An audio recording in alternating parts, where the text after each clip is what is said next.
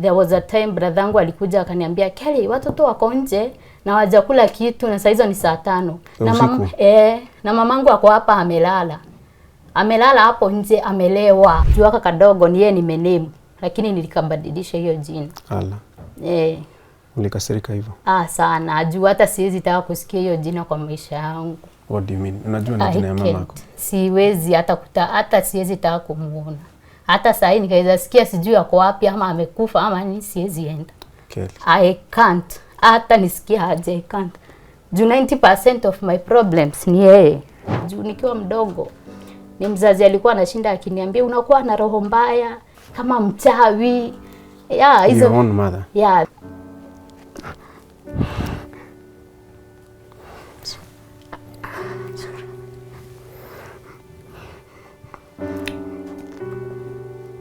Sorry.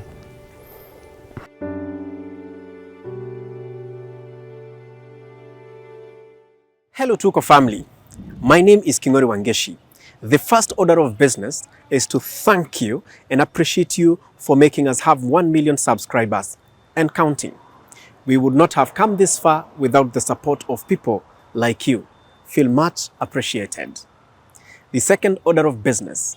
We are in Kirinyaga County and we're heading to Kagio to meet one young lady who says that the relationship with her mother is irreparable.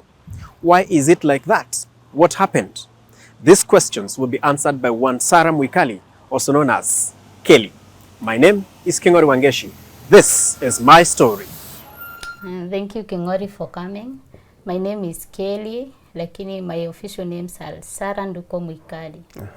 Nimezaliwa hapa Kirinyaga, Mwea. Kwetu ni Mwea Ngurubani, lakini nimezaliwa hapa na nimekulia hapa na nimesomea hapa. Hivyo ni mtoto wa mchele, mpunga. Yeah, ni mtoto wa pishori. Pishori. Yeah. Aya, msiniitishe pishori lakini mimi nitabeba. Asante. Tuko hapa kwa sababu mimi nilisoma story yako kwa website yetu ya Tuko. Nikaona, there are so many lessons that we can learn from your story. Yeah, sure. I'm a mother of 2. First born is 8 years na second born ako 4 years. First born is Daniela Nyakio and Amelia Pendo. Yeah. Yenyewe wale wanasema huko nje moms of 1 and moms of 2 wanatesa. Please take a back seat. Let's listen to her story. Sasa, you are freshly in the country. Tunaweza sema hivyo. You just landed. Yeah. Where were you? I was in Saudi Arabia. Ulikaa huko for how long? Nikaa huko for 1 year and a half. Juu ningemaliza 2 years hii mwaka May. So ningemaliza 2 years. Nilienda 2022. May nikakuja hii mwezi. Hii mwezi ya February. And there's a very big reason as to why you decided how to maliza contract. Yeah, sure. That's why we are here. Yeah. Do we begin there? What happened? Kitu ilifanya nisimalize contract ni venye niliona watoto wangu wanateseka sana. Juu first walikosa mtu wa kukaa na wao. Wenye wanakaa na wao, mimi nikiangalia watoto wangu naona tu wako sawa. At first let's start there. Mimi nilienda Saudi 2022. Tukaenda Saudi na sister yangu. Mimi nilitoka kwa bwanangu. Bwanangu. Tuanze hapo, mbona ulitoka kwa bwana? Si kutoka kwake azin kutoka kwake. Mimi nilitoka kwa nyumba yake. Bwanangu alifuta kazi. Nikamwambia mimi nilikuwa nafanya Night City Mwea. Nikamwambia sasa venye maisha inaenda, si niende Gulf na ni free. Nikienda huko at least tujiinue. Bwanangu hapo na shida ni wale watu waongeangi. Akasema ni star. So kila kitu process yangu yote kuendea passport na nini nilifanyia kwake. Hata watoto nilikuwa niachie mama yake Embu. Hakukuwa na shida yoyote. Hata nikienda Gulf ni alinipeleka hadi stage. Kumbe mtu ananitoka. Ala. Venye nilifika Gulf hata hakuwa iniongelesha, hata kuniuliza umefika aje, uko aje. Sasa mimi venye nilikaa huko the first Roger, ulipofika hakukuambia unajua wapenzi umefika ama nimefika? Hamku communicate your story. Ni mimi namwambia lakini haja kuuliza aje, ulifika uko aje? Hapana. So ni mimi nilikuwa excited, nimefika. Sasa tutajenga maploti, tutanunua maploti hivyo. Venye nikaa mbuzi wa kwanza nikamuuliza nikupe pesa uende passport, ukaange na passport juu anything can happen. Akasema hapana, nisimpe pesa. Nikamwambia unaweza enda Dubai nikulipie commission. Hata saa hiyo sina pesa, lakini naona tu nikipata pesa. Jua tu kwa tumekaa vibaya na yeye, mimi siwezi sema ubaya yake mingi. Alikuwa anaangalia familia yake vizuri, hatukuwa tumekosana. So sikuwa naona need ya kumwachilia. So nikamwambia nikulipie like commission uende kama Dubai. Akasema yeye hizi toka Kenya kama hajalipwa 100k. Nikamwambia ni sana. Sasa hiyo ashafutwa job, anaenda na nduthi. So unaona huyu mtu ana struggle tu. So kama unaweza pata pesa kidogo unaweza mlipia commission na yeye. Sasa mamangu na yeye on the other hand anamwambia, hata ni vizuri Kelly alikuja huku Gulf atakuwekea kazi. Unaona mentality zenye anampea. Atakuwekea kazi. Mimi nikamwambia mimi siwezi wekea mwanaume kazi. Juu mwanaume hakuna siku tushaika chini na yeye hivi akaniambia I can do this, I can do this. So huyo si mwanaume unawezekea kazi. Labda tu umsaidie aende na huko. Na nilikuwa naona nikimsaidia akienda na huko hata watoto wetu wamesaidia. Juu sikuwa nadhani anaweza achilia watoto wake venye tulikuwa tumekaa na yeye. Sijaikaa hivyo nikafikiria anaweza achilia watoto wake. Yeah. So nikaenda huko, nikaona ana shughuli zangu, anaongea tu na mamangu. Hiyo nduthi alikuwa amechukua ilikuwa ya loan. Mamangu anamsaidia kulipa hadi loan. Anamlipia hadi loan ati. Kelly wanakuja huku mtu anapata shilingi 2 anaanza kudharau mume wake na venye ulikuwa umemweka vizuri. So mamangu huyu mwanaume wangu ana communicate na mamangu more than me. Mamangu ndo anamsaidia. Kwani wewe huko unamsaidia? Mimi sikuwa namsaidia juu ameniachilia watoto. Unaona? Hata watoto wako anaenda kuwaona. Hakuna na wako tu hapo, yani ako hii town na watoto wako hii town. Alienda siku za kwanza lakini hizi siku zingine hakuwa anaenda hata kwenda kuwaona hata watoto hii time yote wanateseka. Alikuwa tu huko na hakuna siku hata moja hivyo alienda kuwaona. So mimi siwezi saidia mwanaume kama huyo juu kama alikuwa anaendea watoto, ananiambia hata nitumie 2k niwapeleke out, unaona? Hapo ningemtumia. So mimi hakuna pesa nilikuwa namtumia yangu. Si ingeweza yani kumchukua na ako na bike, anapata tu pesa na hakuna familia nyingine anaangalia. So hiyo bike inafaa imsaidie yeye mwenyewe. Na sasa communication yake na your mom ilikuwa inafanyika behind your back, uko unajua ama ulikuwa unajua? Vitu zingine nilikuwa najua, lakini zingine sikuwa najua. Like there was this time alikuwa mgonjwa, aliambia mama yangu. Akapigia mama yangu simu akamwambia ati ako mgonjwa. Mamangu juu kuna kazini yangu mwingine tulikuwa tumeachia watoto ni kama rafiki hivyo. Ati anaambia huyo rafiki yangu ni kama rafiki. Ati apike food apelekee huyu jamaa kwake. Sasa msichana anapika food anapelekea jamaa kwake kwa nyumba. Bwanangu anampelekea food kwa nyumba. Baba Nyakio, mtoto wangu anaitwa Nyakio, usijali, maisha inaendanga hivyo. Wewe ukikuwa na shida unaniambia. Pesa za mamangu alikuwa analipwa kama ametumia huyu jamaa. Huyu jamaa ndo alikuwa anaenda kumtolea pesa Western Union. Akitoa anaweka kwa akaunti yake. Tupeleke pole. Mamako wako Gulf wakati huo? Hiyo time mamangu alikuwa Gulf. Sisi tumeenda huko Gulf, mimi na sister yangu. So nyinyi wote watatu mko Gulf? Watatu tuko Gulf. Kuna mama mwingine juu mimi nilikuwa niachie mother-in-law watoto. Lakini tukaona hao watoto sister yangu wako na twins. Wanatoshana na wangu na mimi niko na wa 8 years na 4 years. Tukapangana na sister yangu tukaona hao watoto tukiwa separate watashtuka juu watashindwa ni nini na happen. Mamangu hayuko huku, auntie hayuko huku, shosho hayuko huku. Sasa tukaona tutafute mtu, tulikuwa tunamlipa 10k. Tutafute mtu akae huko home, huko sasa kwa shosho yangu, akae huko home akaange na wao. Sasa tukaona mama mwingine wa huko tu Gishagini kama ni rafiki yetu hivyo. Tukamuona, akakubali kuachia watoto, tukamwachia sisi tukatoka. Sasa tulikuwa tunamwachia 10k na kila kitu ikihitajika kwa hiyo nyumba. Tunamtumia. Watoto walikuwa sawa, walikuwa safi. Hiyo time hakukuwa na shida yoyote.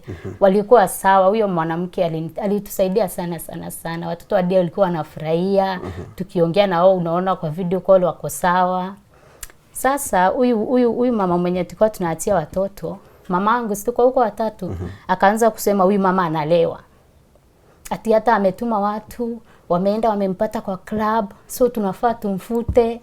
So tukafuta huyo mama. Huyo mama alilia sana juu hadi alikuwa na mtoto high school. Yani hiyo pesa hiyo 10k ndo anategemea, lakini tumesema tumfute na tukamfuta. So kumfuta tukatafuta mama mwingine. Venye tulitafuta mama mwingine, tuko tu na mama yetu huko. Venye tulitafuta mama mwingine, sasa huyu mama na yeye mamangu akaanza kusema ati anapikia watoto mchele ya nyanya, ati sijui hata watoto washibi, ati ameambiwa na ticha hao watoto wanaenda shule moja. Ati jana hawakukula, ati walikula mchele ya nyanya. Watoto wanapikiwa mchele ya nyanya, kwa nini tukafukuza huyo? Huyo na yeye tukamfukuza. Kwa kuja mwingine watatu.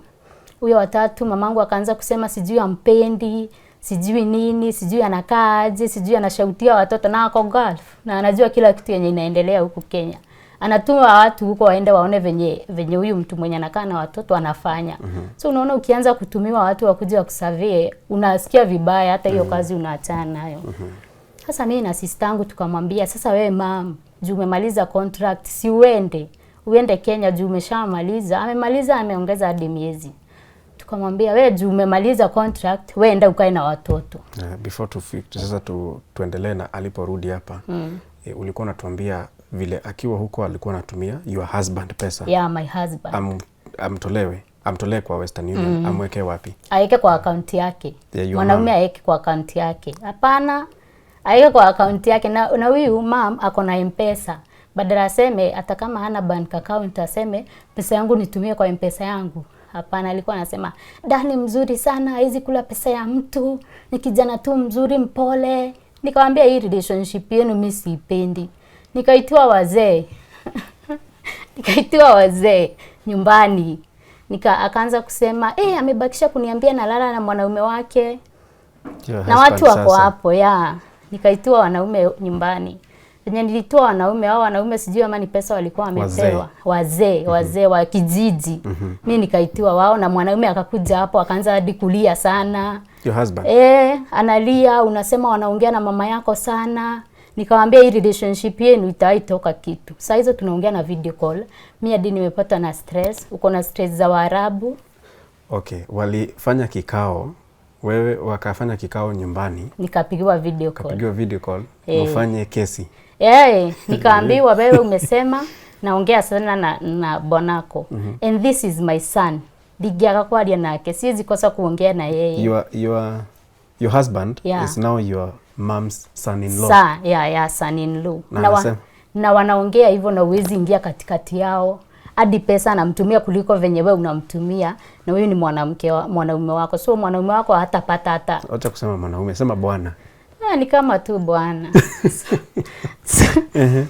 Jumi sijaiona hivyo. Hata kama ni Mkamba ama ni Mkikuyu sijaiona hivyo. So mimi nikaitwa wazee. Venye nilitwa wazee wakasema hawaoni shida. Juu anaongea na mtoto wake, huyo ni kama mtoto wake. Nikamwambia huyu mwanaume ni mimi nimewashikanisha. Na tuliachana, aongeangi na mimi. Sasa ni sani yako aje? Na mimi ndo nilikuwa nimefanya quest your son in law. Kaniambia wewe ndo unakuwa na shida, wewe ndo unakuwa na roho mbaya, hata ndo maana uwezani na huyu mwanaume. Sasa mwanaume akaanza kulia hapo. Unaona huyu mwanaume wako venye alikuwa amekuweka vizuri, mwanaume akikumbushwa hizo vitu anakuwa emotional anaanza kulia. Mimi nikasema ni sawa, nika disconnect hizo video call na nikasema ni sawa, iende ikawa. Sasa huyo mwanaume si akarudi kwa base yake kwenye tu alikuwa. Na hiyo ikakuwa hivyo. Ulijua kama waliendelea kuongea na hiyo mama? Waliendelea kuongea na wakaanza kutumiana pesa. Hadi mamangu anamwambia, sasa mimi naambiwa na kasista kangu kenye kadogo kako huko nyumbani. Mamangu anamwambia, Kedi hata anaweza kutumia watu waone kama uko na mwanamke mwingine. Sasa hata unashangaa hata ukiwa na mwanamke mwingine kwa nyumba, atafanya nini na ako mbali? That's the exact word zenye aliambia huyo mwanaume. Atafanya nini na ako mbali? Hata anasahau venye ulikuwa umemweka vizuri vitu kama hizo. So huyu mwanaume hakuna time anaweza kuwa na hata respect yako. Mimi tukikosana na huyo mwanaume time yenye tulikuwa tunakosana, tukienda kwa mamangu kukesi, mamangu anasema, Kedi namjua ni wangu. Ni demu wene wako, akaniwa ni papa unaona sasa. Juu jamaa wangu ni mpole. Huyo mtu hata ajai ni tusi, ajai niambia sijui unakuanga aje. Ni yani ni mtu tu amenyamaza tu hivyo. huyu namjua ni wangu, mdomo ni papa. Mimi am an extrovert, mimi naongeanga, mimi siwezi nyamaza. Sasa hiyo ikakuwa hivyo. Sasa huyu mwanaume hadi hawezi kurespect juu ya mamako. Sasa mimi 90% of my problems hadi kwangu mimi nilikuwa naona ni mamangu. Juu kama kitu kama TV ikiharibika, mamangu anaanza kukwambia, "Keri, nisaidie na hiyo TV." Unamwambia, "Guys, uombe huyu nani mwanaume." Anampigia simu ati asaidiwe na TV aende akatengenezeshe. Sasa unaona hiyo mwingiano, yani unabeba familia yenu yote hadi mwanaume wako anakosa yani anakuwa disrespectful hata kama aongei, yani anakudharau tu juu anajua kwenu sana, anajua mamako venye anaongeanga, anajua watu wenu wote venye anaongeanga, so inakuwa hivyo mnakaa vibaya. So hamjai patana na yeye tangu huo wakati? Nani bwanangu? Hapana, tujai patana. Venye nilifika huku, juu watoto wangu walikuwa huku, mimi sikuenda na huko. Hata hakuna mtu nishaenda sijui kusalimia ama kumwambia nimefika. Walikuwa wanaonea kwa mtandao. Hatujai onana na anyone. Hata huyo mamangu hatujai onana na yeye. Na unajua kama alianzisha familia nyingine ama namna gani? Yeah, nikiwa Gulf, dem mwingine akanitext. Hiyo time baba ya huyu jamaa aligonjeka kansa. Na mimi nikamsaidia sana, hata kama huyu jamaa niongeleshi. Mimi nilikuwa natumia babake pesa kwa M-Pesa namba yake. Anaenda chemo. Hata pesa ya mwisho ndo nisikia amekufa, ni mimi nimtumia. Akaenda chemo Embu General, alafu nikasikia amepass. Nikaambiwa amepass. Venye alipass na mazishi ikakuwa hivyo, na mamangu wakaenda mazishi juu saa hiyo ashakuja, wakaenda mazishi. So nilikuwa naona ama huyu jamaa ni stress za babake ako nazo. Ama yani namhurumia tu, naona ama ako na stress. Kumbe mtu hana stress hadi alishaoa. Hadi ameweka na mimba. Hana stress hata kidogo hivyo. So hiyo dem akanitext. Akaniambia, "Hi, I'm Shiko." Niko na message zote hapa. "Hi, I'm Shiko. I'm currently living with Baba Daniela."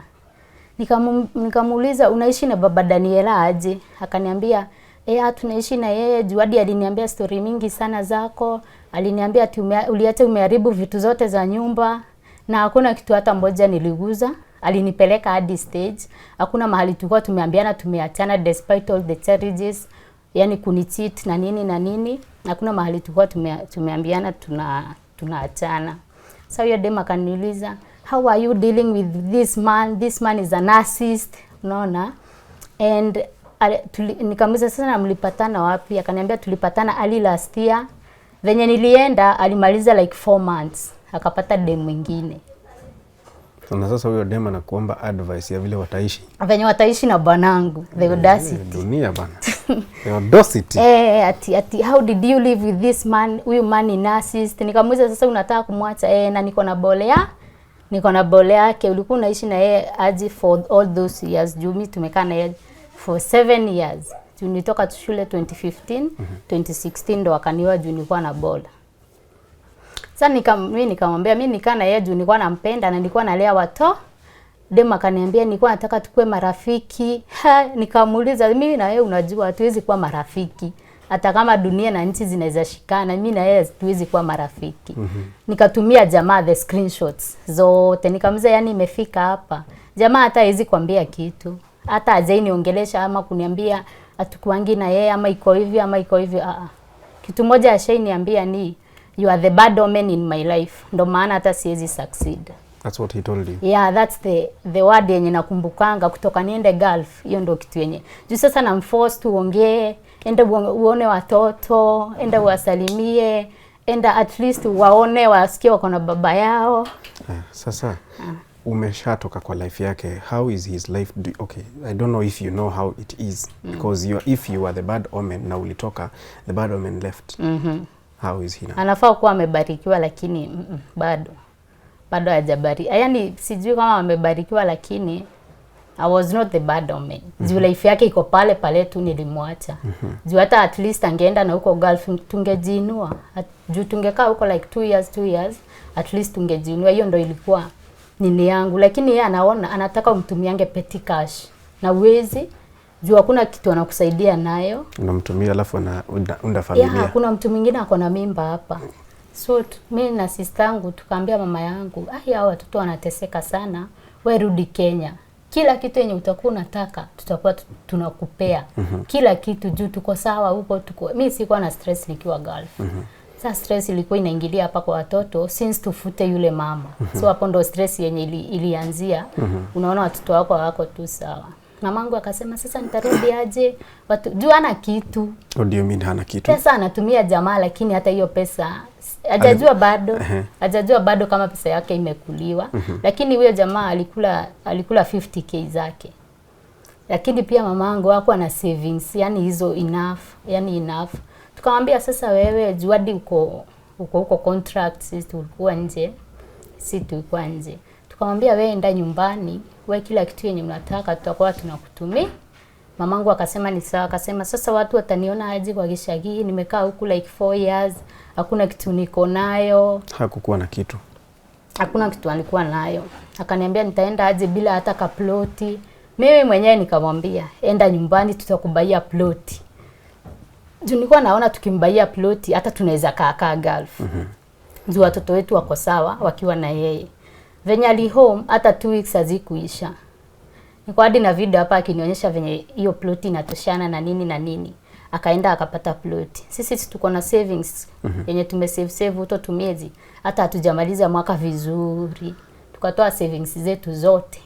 Kaploti kalikuwa huko Gishagi hazikuangi expensive. Tukatoa pesa, sistangu half na mimi half. Tukatumia my in charge, tukatuma pesa kwa huyo mwenye alikuwa anamuuzia ploti na in charge wako hapo na yeye ako hapo, ikaandikwa jina yake, makaratasi akapewa. Title deed. Yeah, si title deed, huko bado hakuna title, ni makaratasi. Yeah, makaratasi mna exchange. Mamangu akarudi sasa kwa na watoto. Wiki ya kwanza ya pili akakaa nao vizuri. Tukamwekea hadi hoteli tukiwa na sistangu. Ndio sasa kusikuwe na expenses mingi. Juu naona tumetoa savings zetu. So lazima tu save. Tukamwambia sasa juu tumekubaia ploti, wewe pesa yenye kidogo uko nayo, wewe uiterize hiyo pesa alafu tukamwekea hoteli. Sasa hapa pa kufika kupata jamaa amekula pesa yake 50k. Ikakuwa hivyo wakaanza hadi kupelekana kwa chief. Sasa mimi niko tu pale juu niliwaambia hii relationship yenu. Niliwaambia mnaongea sana mkanitia wazee. Sasa mmefika wapi? Hakuna mkaja mmefika. Amekula 50k zako hata eri zangu hajakula hata coin. Zenye alikula ni zenye mimi nimetaka akule. Kama hizo za babake hizo siwezi sema ni zake lakini hakuna hata coin. Hata moja hivyo nilimtumia. Mamangu after 2 weeks akaanza sasa kulewa. Hadi kazi akaacha kufungua. Hiyo kazi ya hoteli. Hiyo kazi akamaliza yote. Watoto wakaanza kuteseka. Tukaona watoto wanarudi nyuma hata ili sasa time yenye walikuwa na hawa mama wengine. Juu hawa mama unajua si wenu. Lakini huyu ni mzazi wako, umembaia ploti, umefanya hizo vitu zote, lakini watoto sasa wameanza kwenda chini. I remember kuna time mtoto wangu alikuwa anaenda tour. Akaenda na kiatu ikiwa imeraruka. Yani watoto wanakaa funny. I have all the pictures juu mimi nilikuwa naweka records. Watoto wanakaa funny, ukimuuliza hata hakuwa huko hiyo asubuhi. Watoto wanaenda tour. Mshatuma pesa watoto wabaiwe snacks, ndio watoto wasiende huko kuaibika. Juu wanakaa kwa kijiji lakini shule iko town. Sasa utaki watoto wako waonekane ni kama wametoka Gishagi sana. Sasa hata mamangu hakuwa hiyo time. Hapa nikaanza kuona huku kuna danger. Mimi nimerent kashamba kangu kamchele, kakupanda mchele. Mamangu ameenda club amelewa, amesign hako kashamba kangu. Amekasign ameuziwa mwenye club na amepewa pesa. Na hata amepewa pesa less kuliko zenye mimi nilirent. Sasa anataka ameuza ama amerentisha. Amerentisha si yangu mimi nimerent. Naye mamangu amerentisha mtu mwingine na iko hadi na mchele huko ndani umepanda. Sasa mimi hapo ndo nikamwambia si umerentisha hako kashamba miezi 2 mimi sitakutumia pesa. Sina shida, ni sawa. Miezi 2 hakuna kitu nitakutumia hata coin. Juu uko na pesa already. Akaanza kusema tulikuwa tunamtumia 10k mimi na sistangu. Akaanza kusema mimi siwezi hata hizi pesa mnanipeanga msidhani ni mingi sana. Mimi nimezoea kujitafutia, siwezi kaa hapa juu ya 10k kila mtu akujia watoto wake aende nao. Sasa ni huko mbali na pesa ushatumia kumbaia ploti na uwezi home hii time. lazima at least uhaso. Akasema hata watoto hawezi kaa nao. Sasa sistangu wakaanza kudiscuss na yeye. Sasa sisi wote tumefurushiwa watoto nje. Amesema watoto watoke. Waende wapi? Anataka kufunga milango yake. Waende wapi? Sasa mimi nikatafuta kasichana kingine. Nikakaambia wewe enda ukaange huko, mimi nitakuwa na provide everything. Akasema nichukua kwa kasichana niende nikarentie nyumba na huko. Kasichana kalikuwa sawa, kalikuwa kadogo, kakona msichana mmoja, katoto kadogo. Akasema chukua huyo msichana uende umrentie nyumba na huko. Sina hiyo uwezo, kwani nitatumia pesa ngapi? Nikamwambia acha akae hapo. Akasema huko haizikana, kama atakaa ile food nitakuwa nanunua huko itakuwa inakuliwa na kila mtu. Nikaona hiyo nayo siwezi. Sasa mimi nikapigia teacher wa watoto wangu. Nikamwambia sasa hizo uko na stress. Nikamwambia sasa watoto hawatakuja shule juu nimekosa mtu wa kukaa na wao. Nataka sasa hata sijui niwapeleke wapi. Nimefika mwisho. Sistangu at least juu anaongeanga na bwanake atawapeleka kwa mother-in-law. Sasa sistangu alichukua watoto wake akawapeleka kwa mother-in-law. Mimi sijui nitawapeleka wapi juu mzee hata hana shughuli, hata ongei na watoto.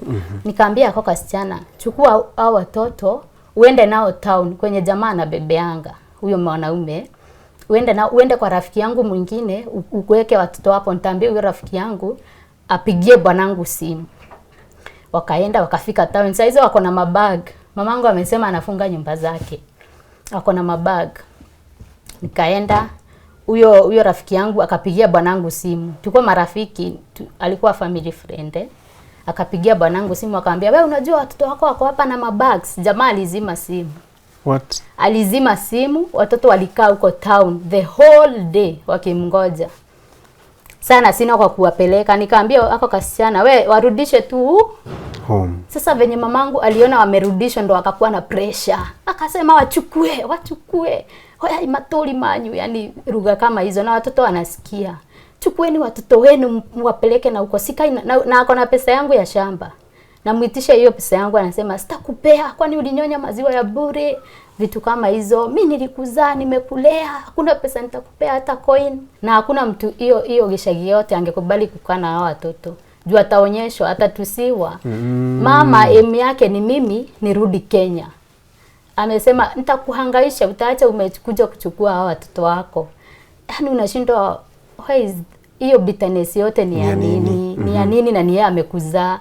Kwani kukaa na watoto na mimi ashaienda Gulf nikiwa form 1 na mimi nikakaa na watoto wake watatu. Like now you are siblings. Yeah, nilikaa nao watatu miaka 2 na hakuna mtoto alipata akiwa na shida hata kidogo.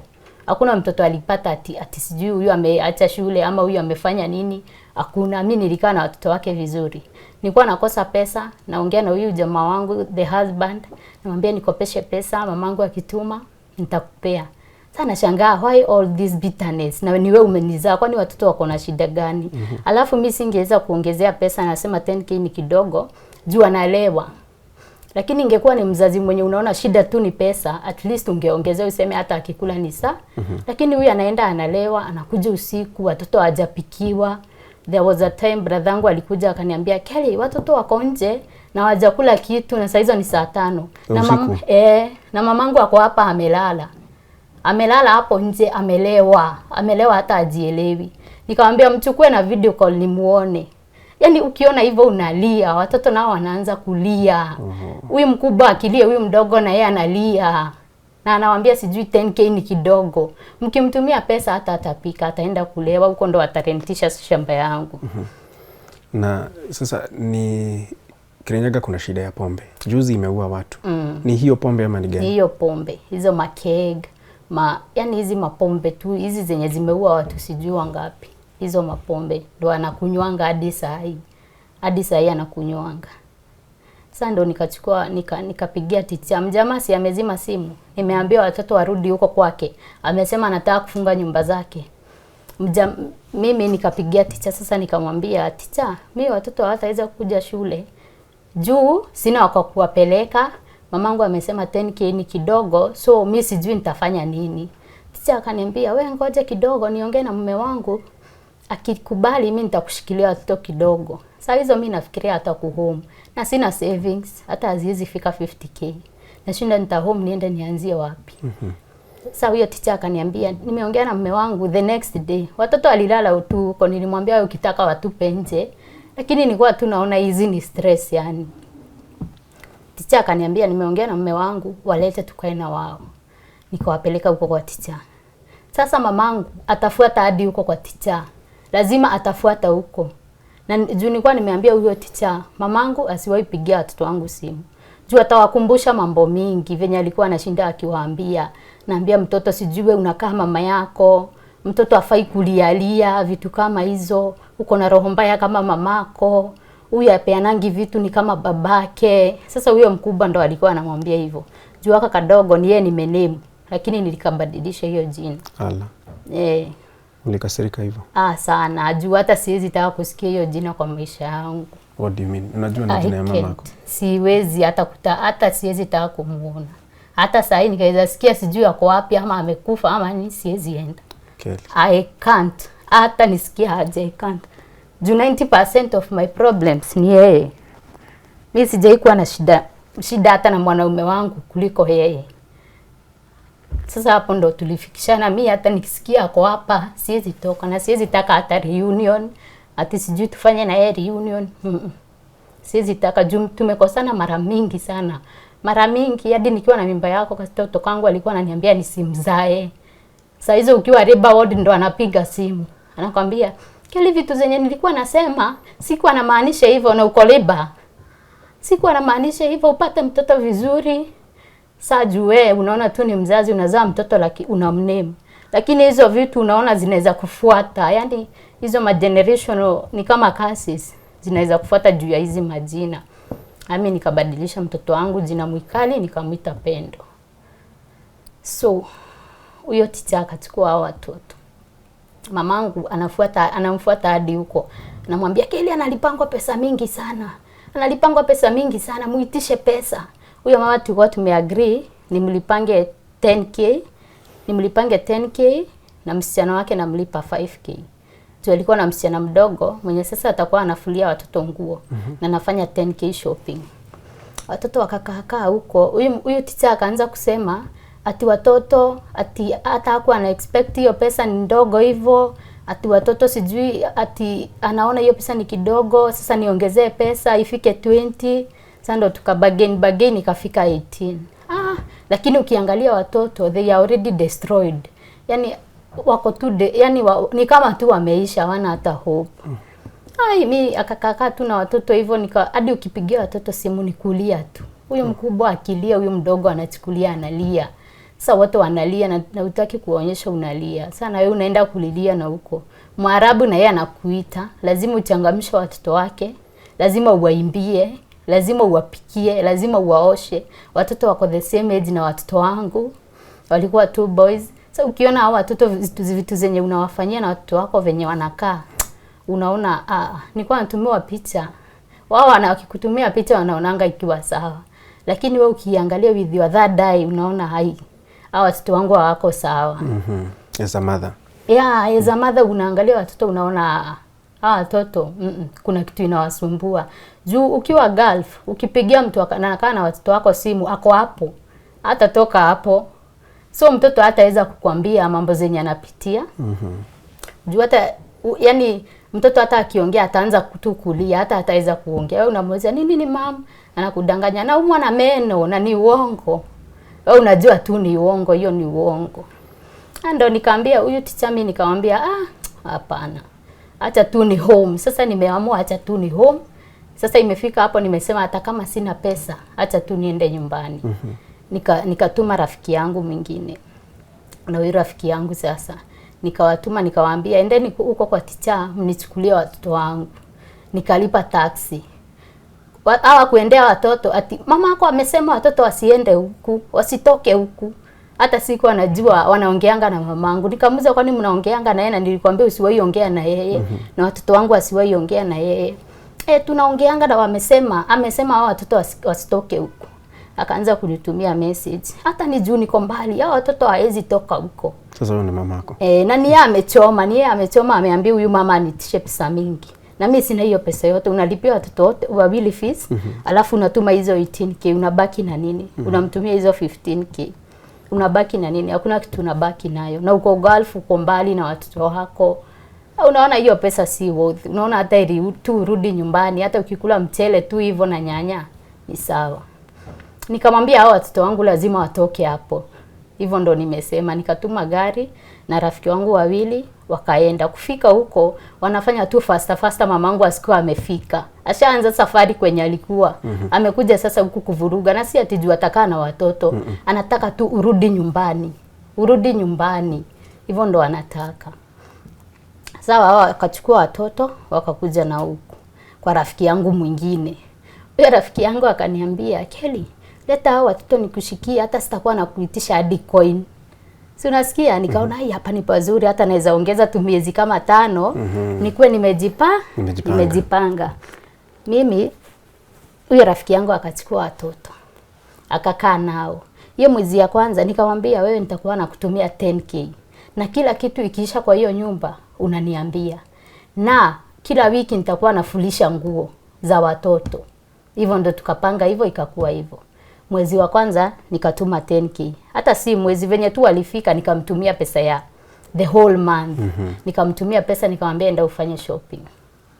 Akakaa na watoto. Alikuwa tu sawa, mimi watoto, lakini watoto wangu nilikuwa naona washaharibika. Angeweza kuamenda ama kuwafanyia kitu ama nini, washaharibika. Nikamtumia 10k, akaenda akafanya shopping. Sasa the second month nikamtumia 10k na nikamtumia 5k abaye mtoto wake nguo December. Sasa hizo si ni 15 na nafulisha hadi nguo. Alafu akaniuliza, "Kwani mimi unilipangi?" Sasa alikwambia atakuitisha kwa. Yeah, the exact word ndo aliniuliza, "Kwani mimi unilipangi?" Nikamuuliza, "Kukulipa nini? Si mimi nakutumia 10k unanunua food." Okay, I know times are hard, huku Kenya maisha iko juu. So lakini wewe ukitumia hiyo pesa na mtu anakuambia kitu ikiisha kwa nyumba, umwambie, si watoto wakienda shule utaenda kuhasu pesa kama ya rent hivyo ama vitu zingine. Na watoto si ati unawashika wanaenda shule. Unawatayarisha tu asubuhi na ufui hadi nguo hata moja. Nilikuwa nimemwambia asifue. Nikamuuliza, "Kukulipa nini?" Tuliongea. Nikakwambia mimi nitakuwa na kusupport na everything. Ukikosa kitu unaniambia. Akaniambia, "We hapana, mimi unafaa unilipe 10k." On top of Kenya unatuma. Yeah. Nikamuuliza, "Na nifulishe nguo na nilipia watoto wangu fees." Ujue kila mtu anakutreat hivyo juu anajua you are desperate. Hakuna place watoto wanaweza rudi na anajua story yako. Juu ukiwa na depression unaambia kila mtu story yako. Yaani ukidhani watakusaidia, wengine unapata hawaelewi, wengine unapata they don't care, kila mtu ako na mashida zake. Wewe nikamuuliza, "Sasa hiyo itakuwa pesa ngapi? Hata siwezi afford hiyo pesa." Tukabagain, ikafika 18k. Akakata hizo 2k, akasema 10k na 8k ni zake. Nikasema ni sawa. Juu bado naona sina pesa. Sasa nimejishikilia tu hivyo, naona ama ni home ama nifanye nini. Nikamtumia mwezi ya kwanza. Ya pili nikasema hapana. Juu kituma hizo 18k, alafu ulipiwa watoto wako fees. Alafu lazima watoto wako wabaie nguo. Lazima wabaie snacks. Na snacks unabaia kila mtoto. Kama huyo mama ako na watoto lazima pia yeye umbaie na umlipe zake 10. Huwezi mwambia ati endeni mchukue soda na huyu wake utambaia. So nikaona nikamwambia hii hesabu haingiani, haiwezi ingiana. Hata kama unakaa na watoto vizuri, mimi achani home. Juu hata ukiwapigia simu wao wanalia tu, lakini unaona huyu at least anajaribu. Lakini watoto washafika mwisho. Mimi nikamwambia acha tu ni home. Sasa ndio hapo mimi nikaanza process ya kurudi. Na ukarudi. Na nikarudi. Ulipofika Kenya sasa mkapatana na watoto. Nikafika Kenya, anakaa tu hapa. Mimi nikaenda nikapata watoto wangu. Uliwapata kwa wanakaa namna gani? Mimi sikuwapata wakiwa vizuri. Juu hadi nguo zenye nilikuwa nimenunua nikidhani zitawatoshea, sikupata wakikaa vizuri. Nilipata tu kwanza huyo mdogo. Nikapata hadi kichwa, sijui alikuwa na nini hizi mashiringi. Yaani nywele, nywele, yaani mtoto amekonda. Yaani sisemi ni huyu rafiki yangu alikuwa anakaa na wao vibaya, lakini they were stressed. Juu hata hawaoni hata baba yao, hakuna mtu wanaona wao. Sasa wamekuja in a new town, wanashangaa huku ni wapi. So hawa watoto hata wakienda shule, hata ukilipa pesa mingi aje, you are wasting your money. Mimi nilikuja nikapata watoto wangu in a very bad state. Yaani mtoto hata akianguka hawezi lia. Mtoto amekuwa strong, amekuwa nerve. Yaani mtoto hata sasa ndo ameanza yani kulia tu hivyo. Walikuwa tu wanalia tukiongea na wao kwa video call. Lakini hii time nyingine huwezi sikia mtoto, yani wamekuwa too strong yani na si strength for their age. That is not strength. That is not strength. It's what you're calling numbness. Wamepitia mpaka wanaweza withhold anything. Yani they can survive in every situation. Sasa hivyo ndo niliwapata, hata sasa ndo nawaweka form. Naambia mtu akisikia vibaya analianga, vitu kama hizo. Hizo. Pole sana. So when you're talking about your mom, you got very emotional. Yeah. What is your ideal relationship with your mom? Ungetaka ikuwe namna gani? Mimi sasa hakuna venye naweza taka ikuwe. Yani for now juu amenipitishia vitu mingi. Unapata mtu kama huyo, hiyo time tulikuwa tumeona na banangu. Tulikosana na yeye kidogo hivi, anapigia mother-in-law simu. Ati unajua Kelly venye anakuwa amekalia mtoto wako. Mamako. Naongea hivyo nikiwa mbele ya Mungu. Unajua Kelly anakuwa amekalia mtoto wako. Hadi mother-in-law ananiuliza kwani mama yako anakaa je? Juu mimi niko na wasichana, niko na msichana wangu. Hata akifukuzwa kwa bwanake ama wafanyane nini na bwanake, mimi nakuja namwambia weka hapa. Ukisikia utarudi ni sawa, ukisikia utarudi ni sawa, utarudi. Ati unajua Kelly amekosa anakuwa amekalia mtoto wako juu there was a time alikuwa amekosana na yani there was a time alikuwa tu chini hivyo. Tukaenda tukamchukulia karumu kengine kamoja huko Gishagi. Hiyo time hakuwa anakuwa kukaa. Tukamchukulia one room. Nikamwambia sasa huku mtakuwa mnalala na kasista kangu. Juu brother yangu si yako na kanyumba kake. Tukamweka huko. Sasa there was a man mwenye alikuwa anakuja huko. Sistangu wako kadogo kakaniambia, "Hii Kelly, mimi huyu mtu akikuja huku si feel nikiwa safe. Mimi sitaki akujange huku si." Mimi nikapigia mama yangu simu wakiwa na huyo mwanaume. Nikamwambia hebu pea huyo mwanaume ni mzuri. Mimi tulikuwa tunaongea na yeye vizuri. Alikuwa ananisikiza hata nilikuwa niseme ni yeye babangu nikiwa na shida namwambia. Nikampigia nikamwambia, Shiko ameniambia usikwange unaenda huko usiku juu si vizuri. Unaona ako class 8 usikwange unaenda huko usiku."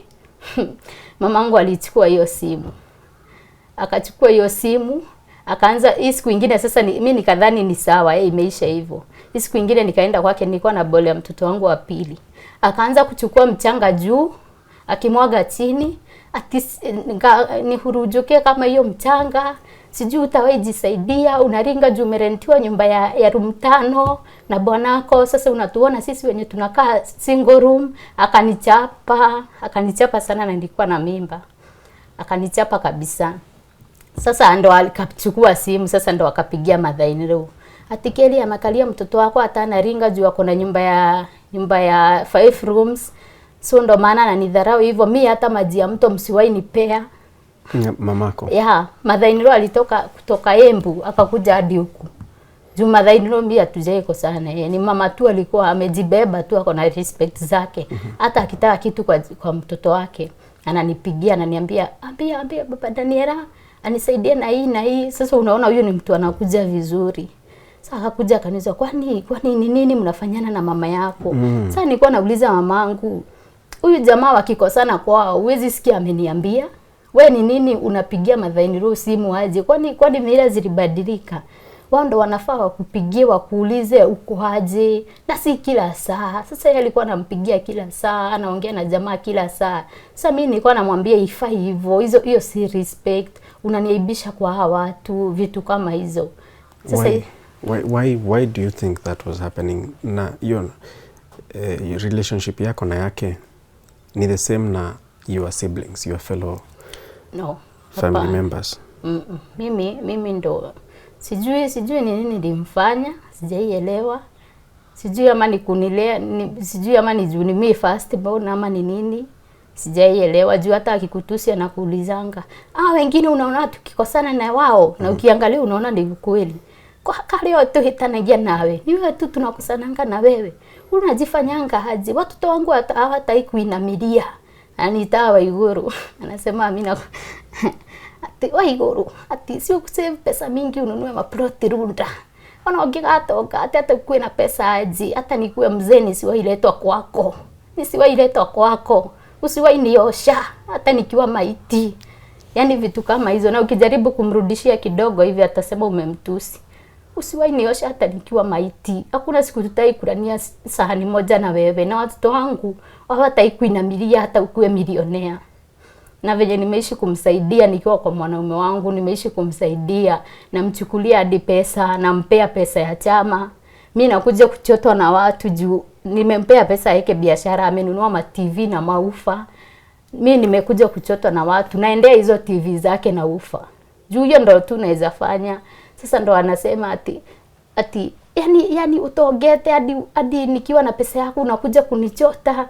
Ulisikia wapi vitu kama hizo zikihappen? Mimi sitaki kuinamilia ndani yako na pesa yako.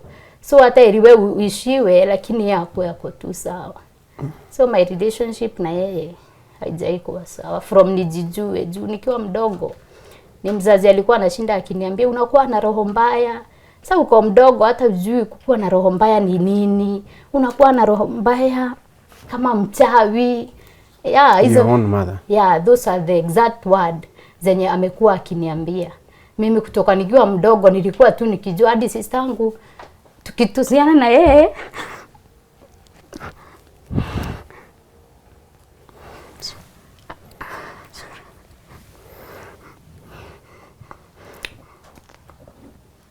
Sorry.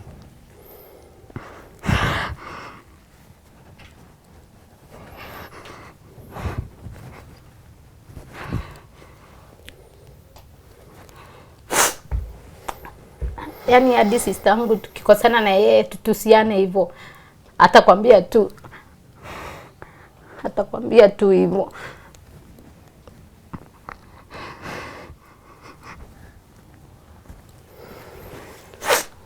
So sorry. Atakwambia tu hivyo, yani atakwambia tu wewe unakuwa na roho mbaya kama ya mchawi. Sorry. Take some time.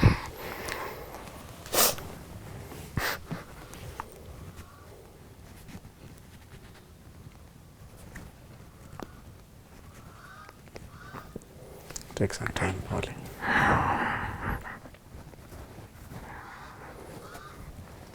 Kelly, if you are asked to describe your mom with one or two words, which words would those be? Mimi naweza describe she's toxic and manipulative. Yani anaweza kumanipulate, anatumia kitu yenye anaona yani kushinda akikwambia nilikuzaa juu hadi hiyo time ya hii shamba tulimbaia ujua aliuza. Tafuja nini ile hapo? Ploti. Yeah.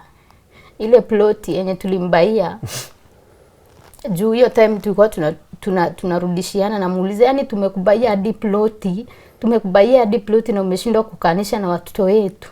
Tumetoa savings zetu. Mimi ndo naongea sana. Juu mimi ndo watoto wangu hawana kwa kukaa. Tumetoa savings zetu zote, sasa hatuna pesa, tumekubaia ploti, lakini wewe hauwezi kaa na watoto wetu. Akasema ni ploti ya nini unashinda ukiniambia hii kutaka kuiuza ni kama one touch. Na akauza. Nikapigia in charge simu. Nikamwambia nimesikia venye huyo mama anaongea, nimesikia kama anaweza uza hiyo ploti. Nikamwambia hiyo ploti ifungwe juu wao walikuwa hapo. Wakaniambia Kelly hatuwezi kubali. Juu tuliona ukituma pesa, hata mimi nilituma mingi by the way. Tuliona ukituma pesa mkiwa na sistako, hii ploti hatutakubali aiuze. Akitafuta watu wa kununua akiposta hadi Facebook naenda huko nasema iko na kesi. Nawaambia wasinunue iko na kesi. Sasa ikafungwa hivyo. Lakini sasa venye alifanya, alienda akatafuta wakili. Yaani ameamua tu ataiuza, hata ufanye nini ataiuza. Juu mimi nilikuwa nimesema ikae hapo, hata kama itajengwa, ikae tu hapo. Hata nitaiuza juu nimeona, hata nikaweza anguka kama saa hii. Huyu kijana yangu haezi jenga hapo. Nikauliza kabradha kangu tunaongeanga. Nikakauliza anakwambia uwezi jenga hapo, badala kwambie work hard, ununue hata plot kako. Hiyo ikuwe ya wasichana. Mtu akifukuzwa na huku kwenye amefukuzwa, anakuja anakaa hapo. Hata kama tutajenga nyumba ya matope, yeye anakaa kwao. Yaani ana feel tu ako comfortable akiwa kwao. Sasa ndo nilifungisha, akaenda akatafuta wakili. Hata si kitambo, ni last week but one. Yeah. Nilikuwa huku akiuza. Akatafuta wakili, nikapigiwa simu, nikaambiwa gai kile ploti iliuzwa. Nikauliza nani huyo amenunua, nikapigia in charge. Akaniambia sisi tunasikia aliuza lakini hajauzia kwa ofisi yetu. Juu hata makaratasi hatujabadilisha jina. So mimi sijui aliuza na njia gani. Nikawauliza sasa mimi nifanye nini? Nikampigia simu. Kumpigia simu mimi nikatema tu acha nijihumble nione venye itakuwa. Nikampigia simu, niko huku sasa. Kumpigia simu nikamuuliza hello. Nikampigia na namba nyingine. Nikamuuliza ati uliuza ploti? Kaniambia nikamuuliza na pesa yangu. Kaniambia enda polisi. Polisi, hakuna kitu nakupea hata coin. Nikamwambia ni sawa. Nikapigia in charge. Nikamuuliza sasa itakuwa aje, pesa yangu imepotelea tu hivyo. Juu amegawana na sister yangu. Huyo sister yangu hakuwa na shida ploti iuzwe. Yeye ana shida hata ikitaka kuuzwa ni sawa. Juu mamake huyo ni mamake. So lakini mimi niko na shida juu nimetoka huko na sijajipanga. So at least hata akiuza hata achukue pesa kidogo anipe hii nyingine. Juu hadi hatujafika age ya kumbaia ploti, hata ndo alikuwa anaambiwa na huyo in charge. Mimi miaka yenye niko nayo, hao watoto wako ni watoto na nusu. Hawajaifika kunibaia ploti. Mimi sijaifika kubaia mama yangu ploti. So wewe unafaa ufurahie, at least watoto wako wanaonyeshana they can do more. Jio ploti tungeijenga kama yani one touch tukiwa na sister yangu kama angetushikilia watoto. Hata tungeongezea contract tukiwa na huko tungekuwa na haraka ya kuhome juu si watoto wako sawa. Sasa ndo akaniambia dide sina hata coin, ukitaka enda polisi. Sasa hiyo pesa ilienda wapi? Alikunywa yote. What? Alikuwa anaambia watu huko Gishagia ati anaiuza ati renew passport ya arudi Saudi Arabia kwenye alikuwa. Passport ni 15k. Unaweza uza ploti urenew passport. Aje sasa si hata ilikope juu unajua unarudi Saudi uende ukanini utarudisha pesa ya wenyewe. Sasa in charge wakaniambia wewe kitu utafanya juu sisi hatuwezi anza kesi na yeye juu ploti hata si yetu. Wewe utaenda kwa chief. Sasa wewe wakati ulikuwa huko na your sister mliweza mkajipanga mkamnunulia ploti. Yeah. Na umeniambia amekuwa Saudi actually anataka kurudi. Alimekuwa huko like 5 years. 5 years? Yeah, juu mimi nikiwa form 1 alikuwa ameniachia watoto wake 3. Nikiwa form 1 nikiwa mdogo sana. Aliniachia watoto akaenda Saudi. So yeye akona nini? Kuna kaplot kake what? Hakuna kitu ako nayo. Kitu ako nayo ni kanyumba alijenga hapo na alijenga kwa hiyo plot ya mamake. Sasa hiyo ndio nilikuwa namwambia hii hata kama ukiwa huko hatuwezi kaa huku. Huko kuna vijana wawili na wameishi kumfukuza huko. Aende. Huko kuna vijana wawili na kuna masista yako na nani. So huko hatuwezi sema ni kwetu. Sasa hiyo plot acha ikae hapo. Tutapata pesa na tutaijenga. Acha ikae hapo, sisi acha tu survive. Yaani hata kama hatutakujengea saa hii na angekaa na watoto vizuri tungejenga. Tulikuwa na hizo plans mimi na sister yangu mdogo. Nilikuwa namcholesha mwezi mmoja tunaweza toa kila mtu kama 30k tunamwaga mawe. Yeye anajipanga, analima na huko. Alikuwa analima mchele yake anaiuza ikiwa na maji. Ikiwa na maji na hiyo pesa mtapata hadi coin na anataka mtumie 10k zenye mnatumanga. Sasa hapo amwezi mjengea, mtamjengea aje? Na anawadrain hadi unasikia hata eri wale wa mama. Hauwezi taka murudiane like mkue a family. You would not want a counselor or somebody to come and counselor mwenye inaweza taka ni yani wa mimi peke yangu. Yani juu niko na that bitterness, niko na mambo mingi sana kwa akili yangu. Yani sasa naweza taka counselor kama mimi peke yangu niweze sasa kufocus na ni focus sasa venye nitalea watoto wangu. Juu lakini reunion yangu na yeye siwezi taka. So sorry to hear such words from you because of what you have been through. What are you doing currently? Sasa nauza viatu. Venye nilitoka Gulf nikuja nikakaa huku juu, sijui huku sana, huku hata si kwetu. Hii ni town nyingine, kwetu nina huko sasa Ngurubani, huku nikagio, hii ni town nyingine. Sasa nikakuja huku nikaanza kuuza viatu, naendea viatu Gikomba, nauza online TikTok, Facebook. Na jioni like saa 10 napeleka pale nauza. Yeah. Okay, utatuambia vile mtu anaweza kufikia mahali how you do that business. But I would want you to advise parents from your experience in two categories. Kuna wale wazazi wako tu hapa Kenya, maybe wako na relationship kama yako na ya mamako, vile describe as toxic and manipulative. That is one, category 1 of people who have, let me not classify parents, but let me say people who have toxic relationships between themselves and their parents. And then we advise wale watu wenye wako Gulf, because wako huko wanakuona, na wazazi wenye sasa wako Kenya, how they need to operate between wenye wako Gulf na wazazi wenye wako Kenya. Tuanze na the toxic relationships. Wale wazazi toxic wanafaa wajue they are doing a lot of harm to their kids. Wewe na mtoto wako, wewe ni mwerevu kuliko mtoto wako. So hakuna venye, yani don't be manipulative. Unaambia mtoto sijui ati nilikulea, nilikuzaa, nilikufanyia nini, hapana. Juu ya mtoto in the first case, hakuna mahali alikutuma ati umzae. It's your responsibility umlee na umlee venye inafaa. Wezi shinda ukimwimbia nilikuzaa, hata wewe mamako alikuzaa.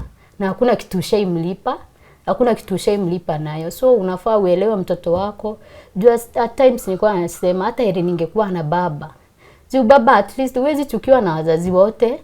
Juu baba at least utampigia simu, uongee na yeye. Ama shushu yangu mwenye amenilea at least angekuwa hai, huyo at least angeweza kuniambia at least jikaze nini. Sasa hii mimi naongea na anko yangu, huyo tu. Huyo ndo sasa ananiambia achana na yeye, wewe focus na maisha yako hivyo. So kwa wale toxic parents sijui kama wanaweza change. Ni ngumu sana wa change. Wao wanajionanga wao ndo wanafaa. Ukimwongelesha kidogo hivi anaanza kukutusi na kukuachia laana. Yani kila kitu, yani sentence yake moja mkikosana haiwezi kosa laana. Unaigiga kuwa sijui hata nifanye nini, watoto wangu sijui nini, hata nikikufa watoto wangu usiwahi waangalia, hakuna siku tutakuinamilia, anakuachia malaana zenye. Na huyo mzazi ukimpea pesa atakusifu, atakwambia kili wangu. So they are curses, they are as fake as they are blessings. Wow. Yeah. What about sasa wale wazazi wako Kenya, either wanatumiwa pesa ama wako na responsibility kama yenye ulikuwa umeachia mamako ya kuangalilia watoto? Wale wazazi wako huku na mtoto wako wako Gulf. What do you go through in Gulf ndio waelewe? Huko Gulf hata unaweza fanya kazi 24 hours bila kuketi. Mwarabu anaweza kuja saa 6 za usiku na ndo anataka kupika. Na saa hizo umeshinda the whole day ukiclean. Yani cleaning si kama hii cleaning ya juju. Huko ni deep cleaning like daily. So huyu mtu amechoka, ako na stress. Watoto wao Arabu lazima wa entertain, waimbie, sijui wachezee hata kama una mood. So huku Kenya unafaa ukuwe na a lot of peace. Yani ukipigia mtoto wako video unaona ako sawa, yani ni msafi. Hata usafi si sana. Kama huyu mtoto wako healthy. Kuna watoto hadi unaweza sikia unaambia mama yao, "Mama usishinde ukikuja, mimi niko sawa nikiwa na shosho." Unaona? So watoto kama hao ukiwa Gulf huwezi kuwa na stress sana. Hata kama unajua anakumiss, hautakuwa na stress sana. So wazazi wenye wako huku Kenya na mtoto wako wako Gulf, wewe jua alipangwi milioni. Wewe jaribu tu kusurvive pia wewe. Usimpe pressure mingi. Mtoto anataka sweetie, unampigia simu. Mtoto sijui amefanya nini, unampigia simu. Acha save juu uko ni mbali sana kukuja huku bila kitu. Yeah, so usimsukume sana. Sijui tutumie hii. we jaribu tu pia wewe kusurvive. Na wewe mwenye uko Gulf ukiona tu mtoto wako hayuko sawa, hata irudi Kenya ukakule mchele na nyanya na watoto wako. Kuliko ati unaona mtoto wako analia kila saa. And the funny thing, ukipigia mtoto wako simu, wenye anakaanga na yeye wanakuwa hapa. So hakuna venye mtoto wako atakwambia mambo yenye anapitia. Yeye ataanza tu kulia. So ukiona mtoto wako amelia, jua there is something. Hata kama uambiwi, wewe jua tu kuna kitu. Analia tu ukiongea na yeye, unajua huyo mtoto hayuko sawa. You just come back home, survive. Zoea maisha, uza hata viatu, uza hata nyanya. Bora ukae tu na watoto wako. Ukifika huku utasikia stories zenye watoto wako atakwambia. Unaweza kaa na mtoto wako tu hivyo akwambie, unaona time yenye tulikuwa tunaishi na nani? Hivyo. Alikuwa anafanya hivi, alikuwa watoto wanaambia mtu mambo mingi sana. Hadi unasema hata hivyo nilikuja. Wewe haukuwa na bad experience ukiwa Saudia? Saudi sijakuwa na bad experience hata. Yani ni zile tu azikosangi hivi. Lakini mimi stress yangu mingi ilikuwa inatoka Kenya. Home. Yeah, mimi Saudi sijaiteswa kwa mzazi na sasa unaona familia yako imeisha na huku una expect mwanaume akuongeleshi na unataka muongee akuentertain ukiwa huko hata kama ana cheat. Mimi siku ati nasema ati mwanaume wangu ati aningoje hizo 2 years. Ajua hata nikiwa na yeye huko alikuwa ana cheat. So hiyo si big deal. Kucheat mimi siku naona ikiwa big deal. Alafu mimi siku nadhani atakaa Kenya. Mimi nilikuwa nadhani nitamlipia commission, juu sijaiona akiharibu pesa. Nitamlipia commission aende kama Dubai. So nilikuwa naona tutakuwa Gulf sisi wo. Kumbe mtu asha kutoka na akwambii. Sasa hapo ndo hapo umeachwa ukiwa utarajii. Na huyu mtu akwambii ukienda Gulf tumemalizana. Unajua hiyo ni mzuri. Utoke huku ukijua nimeenda Gulf na mwanaume wangu ameniambia tumemalizana. Ama mwanaume akwambie wewe kaa hapa tulee watoto. Hata nikienda nikihaswa 200 iko sawa. Lakini huyo mwanaume anakuambia tu sawa. Wewe enda. Kumbe anataka sasa uende ndo aanze freedom. Miezi 4 ashaeka mtu mimba. Huyo mtu ashakutafuta TikTok. Ashakwambia amekwambia ako na mimba. Huku watoto nao hawana mtu wa kukaa na wao. Mwarabu naye ndo huyu unafaa muoshe kila kitu na ufanye kila kitu. Huwezi survive. Mimi nikikuja huku nilikuwa nimelose hadi weight. Sasa umeongeza? Kidogo tu. Nilikuwa hadi nakaa black. Yani ni filters tu zilikuwa zinanisaidia. Watu wanaona kama niko sawa. Pole sana. Nilikuwa nimeisha. Pole sana kwa yale yote umepitia. What we do here, because this is a family channel, we like supporting people who are going through difficult times. And I think right now ile support tunaweza pata kutoka kwa audience yetu. Number 1, those who can offer you counseling services, they are there and I'm sure they will get in touch either through us or through you or directly to you. Then please, we have people now wanavanga viatu. Unauza viatu vya wanaume, wasichana, watoto ama namna gani? Nauza sneakers za watoto sana sana na za ladies hata za men. Sasa people, this is one of us. Umesikia yale yote yamepitia. We can only support her through that. Where are you found? TikTok ama tupe pahali popote unauzianga viatu. Mi nauzianga huku Kagio, saa 10 napeleka pale hapa kwa barabara, nauzia hapo. Nauza TikTok, nafanya tu video huko nikiwa nimeshika tu viatu, na post Facebook, hivyo ndo napatikana. Sasa wanataka hizo accounts zenye wataweza kuangalia ni kiatu gani mtu anataka mtoto wake avalie. Facebook najiita Kelly Mamake, hata TikTok najiita Kelly Mamake, hata YouTube. Kelly Mamake. Kelly Mamake. Sawa, tutajaribu tuziweke hapa chini. For ease of access. Lakini kama mtu anaweza kuwa na job, yani stable job, yenye naweza fanya na anaweza nipea job. Niweze kulea watoto. Kazi kama gani? What can you do? You have done so many things. Before nitoke huku nilikuwa nafanya kazi nice, nilikuwa customer care huko. Hii Nice Digital City. Mkombozi. Hapa kuna former employee na anakaa alikuwa a good employee. Yani. Haya basi. Nilikuwa nafanya huko customer care, kukaribisha wageni, kuongelesha wageni, kuuliza mlipotelea wapi, vitu kama hizo. Mimi naweza fanya anything, kazi yoyote tu. Si lazima ikuwe hiyo. Mimi hujituma yani. Yeah. Unakaa mtu kujituma. Yeah. So thank you so much Kelly. Sasa tunakuita Kelly ama ni? Mimi naitwa Kelly. Hiyo ndio tutakutumia hapa. Yeah. But official ni? Sarah. Sarah. Yeah. Thank you so much Sarah for sharing your story with us. Sorry for the tears, for the pains, and we hope that it will get better. Your life is so bright, your future is so bright, and you have 2 beautiful children to take care of. Yeah, sure. We wish you the very best, and we wish them the very best with their mom here. Ungetaka kurudi Gulf? Gulf? Hapana, labda niende na watoto wangu. Alright. Lakini for now sina mtu naweza waachia watoto na siwezi waachia stranger tena.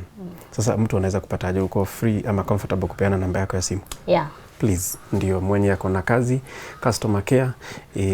Gulf ulikuwa unafanya nini? Kuosha nyumba. Kuosha nyumba. Kazi tu hata ya hoteli. Sikia sasa, hachagui kazi. Waitress, naweza kwa. Peana namba ya simu. My number is 0703 792 784. 0703 792 784. It is registered as Sarah Mwikali. Sarah Mwikali. Yeah. Thank you so much Sarah. Umepitia mengi tafadhali. Walinipea assignment, mtu akiwa amepitia mengi na tumelia hapa, I leave them with a hug. Yeah. So this is the Tuko hug. Pole sana. It will be better. Okay, thank you. Tuko family, that's the story of one Sarah Mwikali, also known as Kelly. In her own words, her mother is toxic and manipulative. That is the description she gives to her own mother. You can be sure that it is a painful story. But we are here to support one another as a family, as always we've done. So this is one more call to support Sarah. She's back in Kenya to bring up her 2 children. Let's do this, team. My name is Wangeshi. This has been my story right here on Tuko. And thank you so much for the 1 million subscribers that we have on this channel. God bless you so much for your support. We are a family.